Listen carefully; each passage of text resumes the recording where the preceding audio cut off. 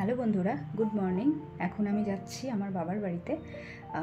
সকাল সকাল স্নান করে রেডি হয়ে গেছি, পুজোও হয়ে গেছে।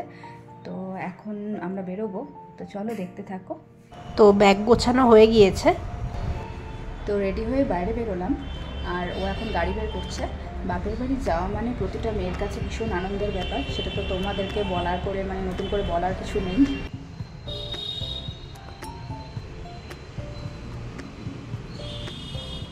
তো আমরা দুজনেই একদম রেডি। তো চলো বেরোনো যাক। আর এই রাস্তাটা তো আমার বরাবরই ভীষণই প্রিয়, সেটা তোমাদের আগের ভিডিওতেও আমি দেখিয়েছি। তাই যতবারই আমি যাই এই রাস্তার ভিডিও আমি করবই, ভীষণ ভালো লাগে আমার। তো আমরা পৌঁছে গিয়েছি, আর এখান থেকে প্রতীক অফিসে চলে যাবে, আর আমি টোটোতে উঠে গিয়েছি।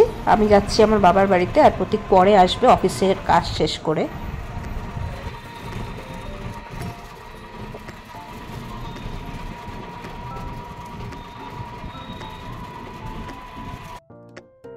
তো পৌঁছে গেছে আমার বাবার বাড়িতে। চারিদিকে গাছপালায় ঘেরা সুন্দর একটা পরিবেশ। বাড়িতে পৌঁছানোর সাথে সাথেই মা দিল গরম গরম রুটি আর সাথে চিকেন কষা। খাই দাই পুরো জমে গিয়েছে। আর মা এখন রান্নাতে ব্যস্ত।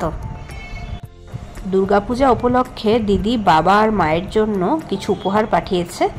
এটা মায়ের শাড়ি আর বাবার শার্ট দিদি দিয়েছে, তো সেটাই দিতে আমাদের আশা।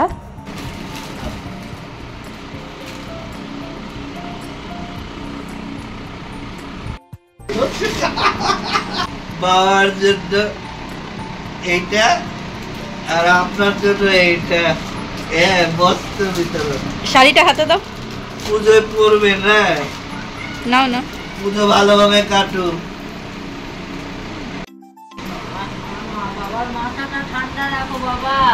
কিছু দাও তো, চোখ খুব আরাম পাচ্ছে। শিল্পা তো দিবে না। কি জামাই রে বাবা। এই যে শাশুড়িকে দিয়ে মাথা টিপিয়ে নিচ্ছে।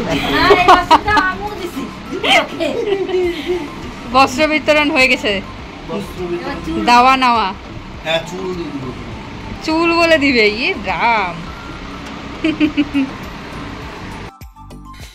আর যাওয়ার আগে আগে সবাই যাতে অন্তত কিছু দাম করে দেবে। আজকে মাসিও এসেছে আমাদের বাড়িতে, অনেকদিন পর মাসির সাথে দেখা হলো। যে দেখো, তো খুব ভালো লাগছিল। আর এখন আমি শ্বশুরবাড়ি ফিরে যাচ্ছি, কারণ বিকেলবেলা প্রত্যেকের আবার গিটার শেখানো রয়েছে, তাই দেরি করা যাবে না, তাড়াতাড়ি ফিরতে হবে। তো বন্ধুরা, আজকের ভিডিওটি তোমাদের কেমন লাগলো সেটা কমেন্ট বক্সে অবশ্যই জানাবে। আর ভালো লাগলে লাইক কমেন্ট শেয়ার করবে, আর প্লিজ আমার চ্যানেলটি সাবস্ক্রাইব করো। আসছি নতুন নতুন অনেক ভ্লগ নিয়ে। টাটা।